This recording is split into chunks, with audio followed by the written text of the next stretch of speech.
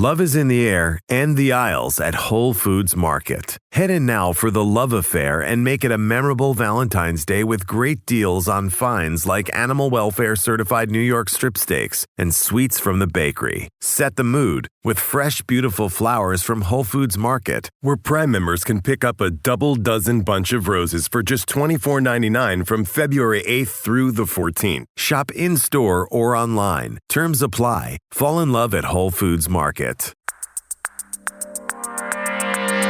Today on CityCast Chicago, a new film studio breaks ground in South Shore. Chicago receives millions to address houselessness crisis.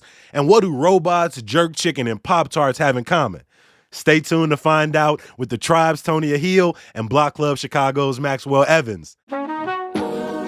It's Friday, February 10th. I'm Jacoby Cochran, and this is What Chicago's Talking About.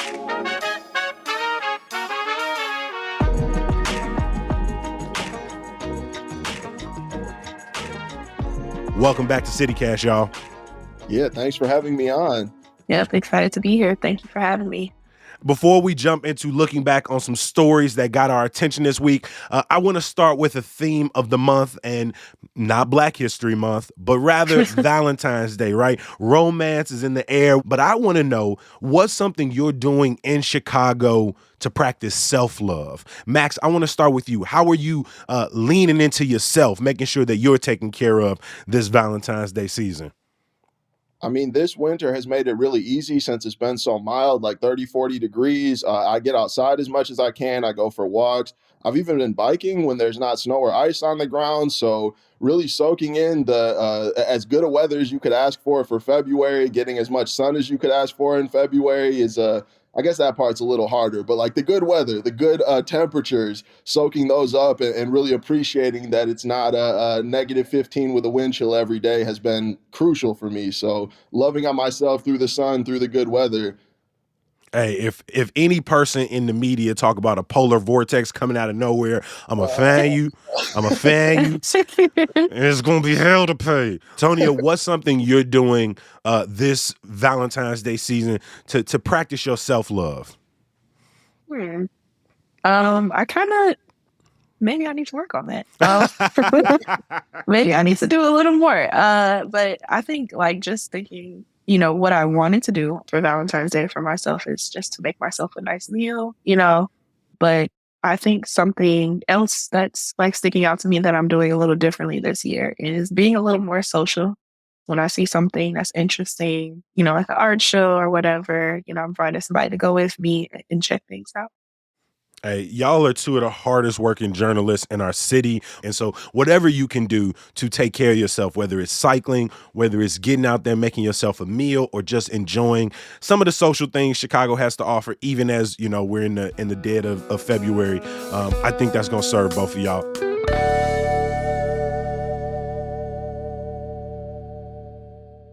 Let's jump into looking back on some of the stories from the week that was on our minds. And Tonya, I want to start with you. You published a huge piece this week for the Tribe after over a month's worth of work, looking into the progressive record of one of the front runners in our mayoral race, Jesus Chuy Garcia.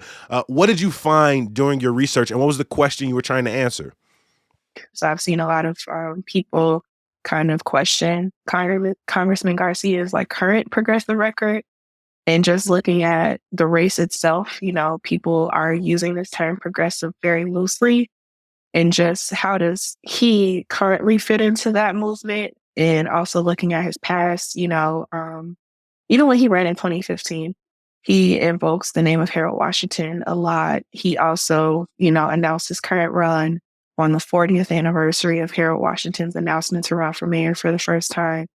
I'm 32. I was not around during during the election of Harold Washington. So like when someone says I'm a progressive, I have these links to these people, I feel like it's on us to kind of like just verify it. So that's kind of what I learned. Like there is no questioning.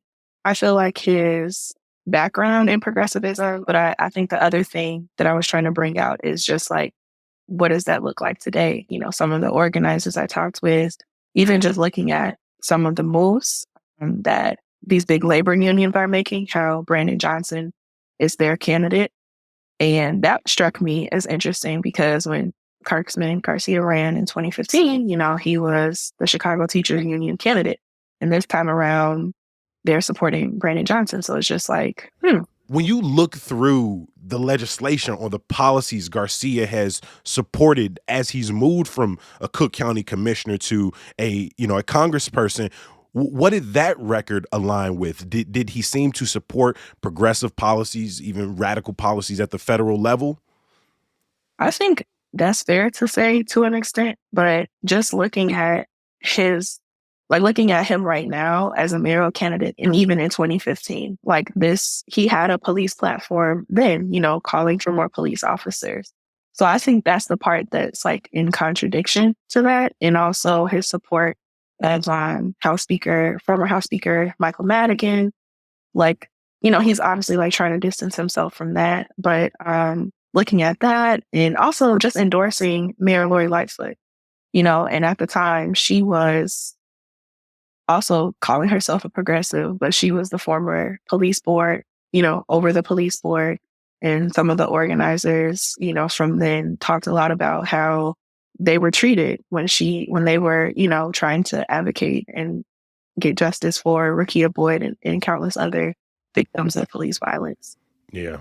There have been a number of polls, a number of quizzes that have come out of, how do you align with your mayoral candidate? And there was one from BEZ recently, which, I took a problem with some of the questions, the way they were phrased. I didn't think they were all, that dynamic or got to the root of the question. But one of the things you see time and time again is that, the candidate, Garcia, seems to move very similar to the incumbent Mayor Lori Lightfoot when a lot of the answers were other, right? There wasn't a strong yes or no on some of these issues that could be considered, very important to the progressive movement in our city. So whether it was about, how much independence should CPS have from the mayor's office? There was other. Would you support reopening mental health facilities? There was other. How do you feel about the soon to be up moratorium on school closures? There was other, right? So some of these progressive platforms that you would imagine a candidate, some of the candidates who say they are more progressive, the Buckners and the Johnsons, they're taking stronger yes or no stances on here. And so again, I've wondered the entire time, would you have to mention Harold Washington's name so much if your current politics were sort of stood on their own progressive foot? But again, yeah. To many of his constituents and even some people in your article, they would say, well, if you compare him to other Chicago Latino politicians over the last 40 years, it'd be hard to say that Garcia isn't one of the most progressive there. So I do understand, how, people questioning his progressive record, but also people standing up for it. Yeah, I agree with that. Max, I want to come over to your top story. When we talk about development here at CityCast Chicago, we make it a point to really focus on how it impacts residents, how it impacts communities, but development is not one size fits all. South Shore has been working towards this state-of-the-art film studio that has people excited across the city. Can you fill us in on some of the details behind this project? Yeah, so this is the Regal Miles Studios development near 79th Stony and South Chicago. It's a bunch of vacant land right now. There's really nothing going on. It's all fenced off, weeded. So to draw $100 million, I believe almost 400,000 square foot movie studio with sound stages and all sorts of programming to vacant land is really getting neighbors excited. And you mentioned how with big developments like this, the impact on the community is really crucial to look into. And surprisingly, from my perspective, a lot of neighbors have been excited about this. Like usually you'll hear who's going to be displaced by this project or who's going to get kicked out of the neighborhood. How is this going to impact our quality of life in a negative way? Like some concerns about that. But I've really just heard joy and excitement about having a movie studio come to a community that it's kind of bubbling up with media and creative talent to begin with. So to have South Shore be the site of a film studio for productions, major productions, is really getting people excited. hmm Is this a project that neighbors feel confident will be seen through the groundbreaking we had earlier this week to sort of the final opening and the employment of people in the neighborhood and projects starting to pop up? Now, I have heard a little hesitation just because when these plans were announced a couple years ago, they were saying that this would open by like now or late 2022 to early 2023 was their opening date. That they had planned, and now that's been pushed back to fall 2024. Mayor Lori Lightfoot had said this is almost entirely privately funded. The developers have touted names like Chance the Rapper, Common, and possibly down the line Derrick Rose as being investors in this project. So it's a lot of big names, a lot of big money behind this. And outside of opportunity zone funding, which could be put towards the project, given its location in a disinvested community, it's not really a whole lot of public funding or public input on this project. So I think the idea that this is largely privately funded and backed is giving some hope that it's not going to get caught up in red tape at the level of something that's really relying on public subsidies to become reality. hmm And for people not familiar, the Opportunity Zone is like a federal program that means developers will get tax breaks for being there. And then one thing I wanted to clarify earlier this week, we talked about aldermanic races. And when I was talking about the Fifth Ward, I was mentioning this as a project that the future alderperson is going to have to be concerned with. But it is important to note that where this will fall has been redrawn into the Eighth Ward with Alderman Michelle Harris, who was there That's earlier my this week. alder. Right. And so while this is in South Shore, the way the wards break down mean that both the 5th and the 8th ward will have some huge stake in this.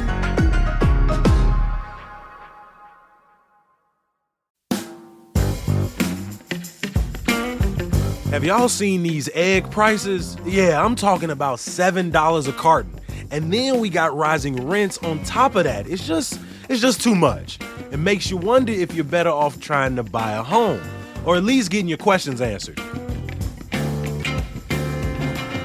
Before I heard the How to Buy a Home podcast, I didn't even know what questions I should be asking. And host David Sidoni can get you the answers. Like, yes, your monthly mortgage might be cheaper than rent. Or no, you probably don't need to put 20% down. You can ask David those questions directly at howtobuyahome.com. Take advantage of this free resource and start listening to the How to Buy a Home podcast wherever you listen. Visit howtobuyahome.com and make this the last year you rent.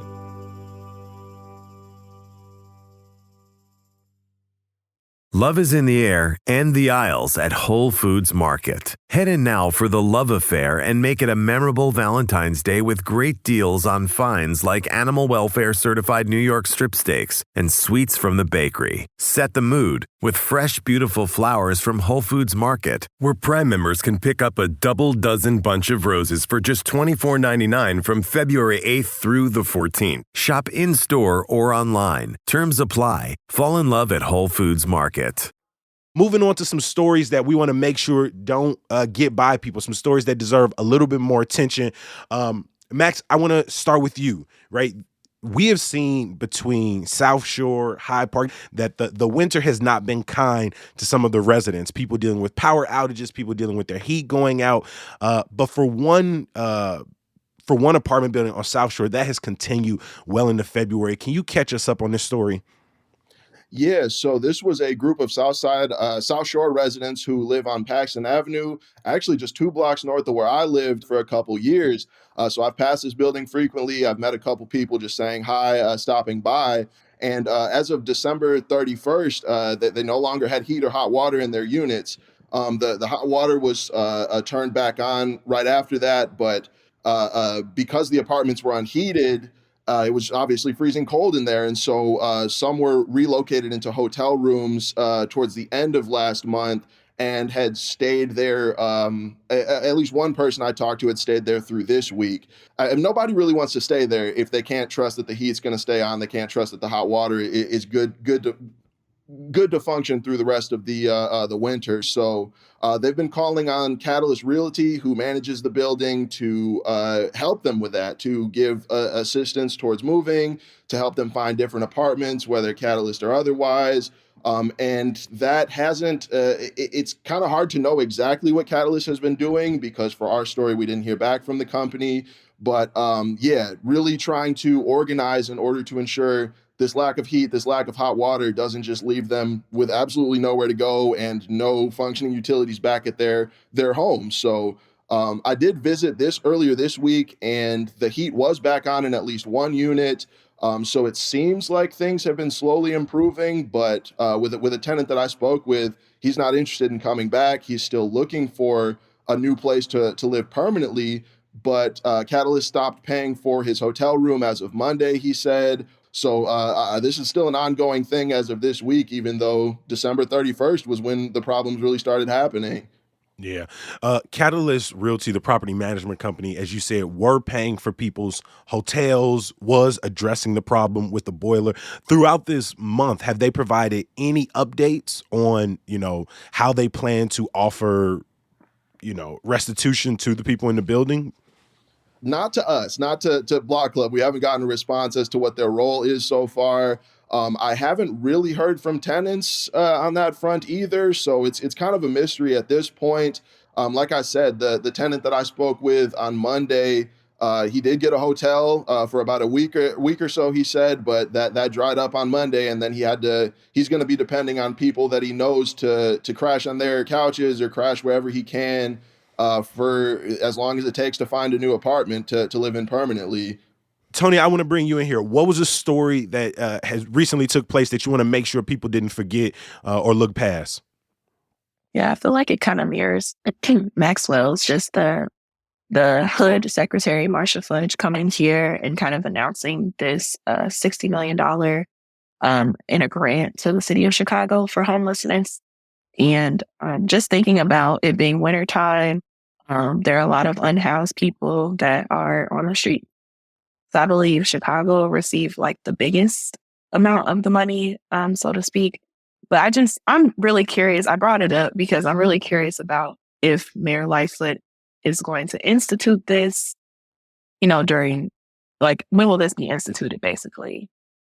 I'm interested to see how this money will be spent as well, how it will go in collaboration with the money Lightfoot's budget is already set aside. Fudge has been the director of the Federal Department of Housing and Urban Development going on 2 years now. And as we talk about issues, how do we continue to protect people who are living in encampments around the city? It feels like we don't spend enough time just offering humanity to the people who are experiencing houselessness. So many Americans, Chicagoans, are one tragedy, one missed bill, one, unfortunate situation of being laid off from being close to a situation of wondering how they're going to pay their rent, how they're going to pay their mortgage, how are they going to remain housed themselves. And so beyond just seeing, increased investment, I think we have to continue to humanize this conversation and remember that the category of houselessness is not just people who are living out on the streets, right? If you are crowd surf or if you are couch surfing, right, from friend to friend to friend, you are living in houselessness, right? And so we need to continue to complicate and humanize this conversation, and maybe that will allow us to be more accountable to how this money is spent and how we're addressing these issues. Yeah, I agree with that. I think when I was reporting on that, some of the organizers with Bring Chicago Home were mentioning that very fact and looking at not only connecting people with housing, but having them be able to keep it. And what types of services they need, whether that's mental health services or substance abuse, things like that. Yeah, I really appreciate the idea of humanizing these stories, and I do want to shout out my coworker Ariel's story about the people who experience homelessness that are based out of O'Hare. And she kind of told these stories of what draws somebody to need to stay in O'Hare for warmth, or what kind of puts people in positions where they're looking to flee the city. Like I know one person in her story had mentioned, as soon as I can get out of Chicago, it doesn't really matter where I end up. Like I'm gonna go somewhere where it's warm and really try and get out of Chicago. So I think really putting faces and words and ideas behind these stories and not just saying, here's X amount of money, here's a plan 5 years in the future, and really finding out what do people need in this moment is really crucial on this issue.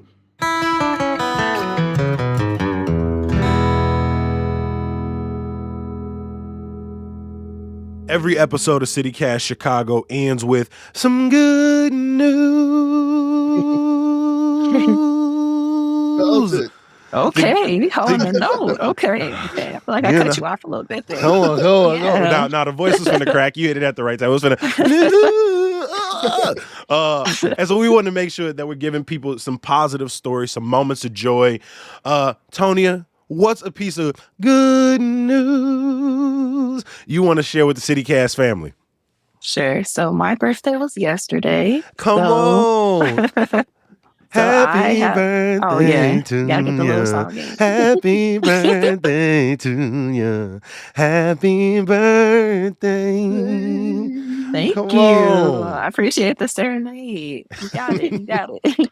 Yes, I just been celebrating my birthday since a week. I probably might do a little more. Gotta have a whole month full of things to do. But yeah, I'm just really grateful to be a year older. Yeah. So your birthday was Wednesday. If you don't mind me sharing, you turned how old? 32. 32. Yeah. What's something that you are really, just sort of looking forward to expressing or exploring, this revolution around the sun? I would really like to get more into personal style, like clothing. Okay. So I feel like being outside a little more has me kind of like, okay, maybe I need to like actually put a little more thought into what I'm wearing. Being indoors these last, 2, almost 3 years, just really don't think a lot about clothes, to be honest. But That's being a very outside, good point. yeah, being outside has made me want to do that. I love that for you. Again, I'm so proud of you. People don't know we go back to college. And so Yes. it has been really cool to follow your journey over the years as you come into your own as a writer, a journalist, and, just as Tonya. And so I'm so proud of you. I'm so excited for what this year on this crazy, crazy blue rock, what it brings for you, my friend. Thank you. Max, I want to bring you in here. What's a piece of good news you want CityCast listeners to remember this week? So I was covering one of the odder stories I've done so far this year about it involves robots, it involves Jerk, which I know Chicago is going to love. It involves Pop-Tarts. It involves Hyde Park institutions that closed down and might come back. It's a whole mess of things. So Ooh It is going to open next month in the former Mellow Yellow on 53rd Street. What? Mellow Yellow was a Hyde Park institution. It closed down last year, but this soul food restaurant that's got a few locations in Chicagoland is now coming to that spot. And I saw some social media chatter about the possibility of jerk chicken Pop-Tarts. And people were like, wait a second, is that jerk chicken and Pop-Tarts on the menu, or is that one thing? And I found out yesterday in talking to the owner, Mark Walker, it's jerk chicken Pop-Tarts. So you can tell How? by the old Mellow Yellow I don't know what the difference between that and Patty's is. Like, I feel like there might be some overlap. It might not be as weird as it sounds, but if it's like jerk chicken and they just stuff it into like a Pop-Tart crust and like I don't know. I gotta find out. I gotta taste it. I gotta try it. For people who may not be familiar with Ooh It is the Chatham restaurant that always had a line wrapping around the block. Last time we did our Best of the South Side, it was one of those restaurants. And honestly, it's just quintessentially not only Black Chicago, but it goes with that modern cooking move we see online. Because you're going to see your Hennessy wings. Yes. You're going to get some oxtail. And I've been peeking in. I live about 3 blocks from the new location over here in Hyde Park. And, I can't say no shade because it's some, but I wasn't a huge fan of Mellow Yellow. You could be an institution just because you've been here a long time. Don't mean I don't like it, right? Y'all right down the street from Valois, which institution. And I heard a lot like that same thing. I heard from longtime Hyde Parkers. It was like, yeah, we can't even defend Mellow Yellow at this point. Like, we loved it. It had a great run, but like it's going downhill is what I heard all the time around the time that it closed. So, but Mellow Yellow is actually Mark Walker, who runs Ooey It Is, now owns the Mellow Yellow name. So he's planning on opening that in Auburn Gresham later on this year as a breakfast only spot in a food hall. So the name survives, but I feel like it might have a different menu, might have a different flair to it. and it won't be in Hyde Park anymore. But Mellow Yellow still exists technically. Hey, wherever they end up, they gonna have some Don Julio wings, I imagine. This is some the first for Terramana me. tips or something. Don Julio wings. I'm like, Hennessy. Hennessy is one thing, but Don Julio, that's weird. I don't know about that. They're gonna start doing reservations only starting on March 3rd. I can't let you go though. You said robots. What's the robots? Yeah. The robot server, so you can order your jerk chicken Pop-Tart and ask a robot to bring it out to you or something like that, because there are going to be 2 robot server assistants. They'll kind of help out. There will still be human servers. The robots will kind of be on hand to help out where they can, bring dishes back when people are done, bring dishes out when the food is ready, that kind of thing.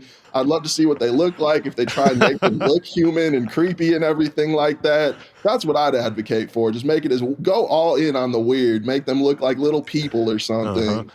So much flair all in one building. I'm interested to see how they pull it off. But I'm gonna be in there. I've frequented every new restaurant that has come to this neighborhood over the last 5 or 6 years. Some good news. Come on, Max. I see you adding a little level. I heard that. I never even knew that was there. Going along with what Tony has said, one of the things I promised myself towards the end of last year is that I too was going to be more social. I was going to get out. I was going to do more things. And I've been slowly keeping my promise, particularly when it comes to seeing new plays around the city. Just this week, I got to see 2 brand new plays. So I want to give a shout out to the Timeline Theater's Boulevard of Bold Dreams. It's this small play, only stars 3 actors, and it's about the night Hattie McDaniel became the first Black person to win an Oscar. And it's her at the bar prior to going to the award ceremony where she was forced to sit in the back corner away from her castmates. And when she won, had to read a speech that was written for her. And so this really explores that dynamic of what does it mean to be not only one of the first Black people to do something, but also to kind of hold that up against, maybe parts of her community. It was like, ma'am, you up there shucking and jiving on screen for these white folks, and what that sort of complicated history meant for Hattie. But then I also wanted to give a shout out to the Goodman Theater, where I went to see Tony Stone, which is this, just beautifully energetic play about the first Black woman to play in the baseball Negro Leagues.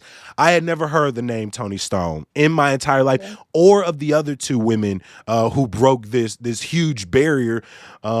And I'm going to be real. It's only February, but even if I think back to last year, it's one of my favorite productions that I've seen in recent memory. It was a fantastic production. I'm so glad I got to see it.